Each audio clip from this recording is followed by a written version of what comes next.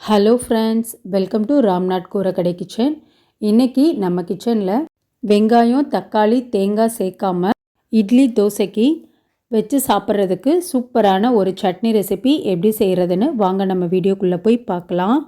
First இந்த recipe செய்கிறதுக்கு 3 table spoon அளவுக்கு எண்ணெய் சேர்த்துக்கலாங்க. எண்ணெய் நல்லா சூடானதுக்கப்புறம் 5 பல் பூண்டு சேர்த்துக்கலாம். பூண்டு கூடவே காரத்துக்கு வரமிளகாய் சேர்த்துக்கலாங்க. காரத்துக்கு நான் 3 வரமிளகாய் சேர்த்துருக்கேங்க. நீங்கள் உங்கள் காரத்துக்கு தகுந்த அளவுக்கு கம்மியாகவோ அதிகமாகவோ சேர்த்துக்கோங்க. காஷ்மீரி மிளகா 3 எடுத்திருக்கேங்க. இது கலருக்காக சேர்க்குறேங்க. வேணாட்டினா நீங்கள் ஸ்கிப் பண்ணிக்கலாம். சின்ன சைஸ் புளி எடுத்திருக்கேங்க. புளி அதிகமாக சேர்த்துற வேணாங்க, டேஸ்ட்டுக்காக கொஞ்சமாக சேர்த்துனா போதும். 1 கப் அளவுக்கு பொட்டுக்கடலை எடுத்திருக்கேங்க. இந்த பொட்டுக்கடலையோட அளவு பார்த்திங்கன்னா 100 கிராம் அளவு இருக்கும்.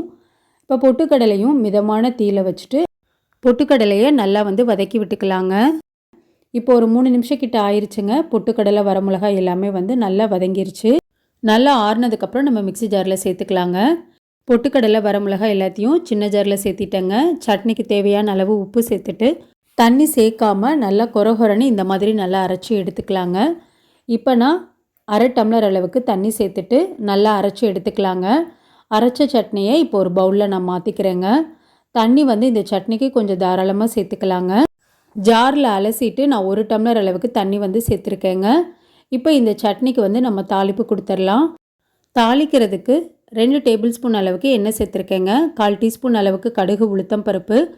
கடுகு, உளுத்தம் பருப்பு நல்லா பொரிஞ்சதுக்கப்புறம் ஃப்ரெஷ்ஷான கறிவேப்பிலை சேர்த்துக்கலாங்க. அது கூடவே ஒரு வரமிளகா 2 கிள்ளி சேர்த்துக்கிறேங்க. 1/4 டீஸ்பூன் அளவுக்கு பெருங்காயத்தூள் சேர்த்துட்டு ஒரு தடவை நல்லா கலந்து விட்டுக்கலாங்க. இந்த சட்னிக்கு பெருங்காயத்தூள் சேர்த்தா மணமும் சுவையும் ரொம்ப சூப்பராக இருக்குங்க. இப்போ தாளித்ததை சட்னியில் சேர்த்துக்கலாம். அவ்வளோதாங்க, 2 நிமிஷத்தில் நல்ல காரசாரமான பொட்டுக்கடலை சட்னி ரொம்ப ஈஸியாக செஞ்சிடலாங்க. இட்லி, தோசை, ஊத்தாப்பம், பணியாரத்துக்கெல்லாம் ரொம்ப சூப்பராக இருக்குங்க. அதே மாதிரி ரொம்ப நம்மளுக்கு சோம்பலாக இருக்கிற நேரத்தில் இந்த சட்னியை 2 நிமிஷத்தில் அரைச்சி நம்ம பிரேக்ஃபாஸ்ட் இல்லைன்னா டின்னர் செஞ்சு முடிச்சிடலாங்க. இந்த சட்னி திக்காக இருக்கக்கூடாதுங்க, கொஞ்சம் தண்ணியாக இருந்தால் தான் சூப்பராக இருக்கும். நீங்களும் நான் செஞ்ச இதே அளவுகள் படி உங்கள் வீட்டில் செஞ்சு பாருங்கள். செஞ்சு பார்த்துட்டு எப்படி இருந்ததுன்னு உங்கள் கமெண்ட்ஸை எனக்கு சொல்லுங்கள். இந்த வீடியோ உங்களுக்கு பிடிச்சிருந்தாலும் கமெண்ட் பண்ணுங்கள். நீங்கள் இப்போ தான் நம்ம சேனலை ஃபர்ஸ்ட் டைம் பார்க்குறீங்கன்னா ராம்நாத் கூரக்கடை கிச்சனை சப்ஸ்கிரைப் பண்ணிக்கோங்க. பக்கத்தில் இருக்க பெல் ஐக்கானை கிளிக் பண்ணிவிட்டு ஆல்ன்ற ஆப்ஷனை டிக் பண்ணிக்கோங்க. அப்போ தான் நான் போடுற புது ரெசிபீஸ் நோட்டிஃபிகேஷனில் உங்களுக்கு உடனுக்குடனே வரும்.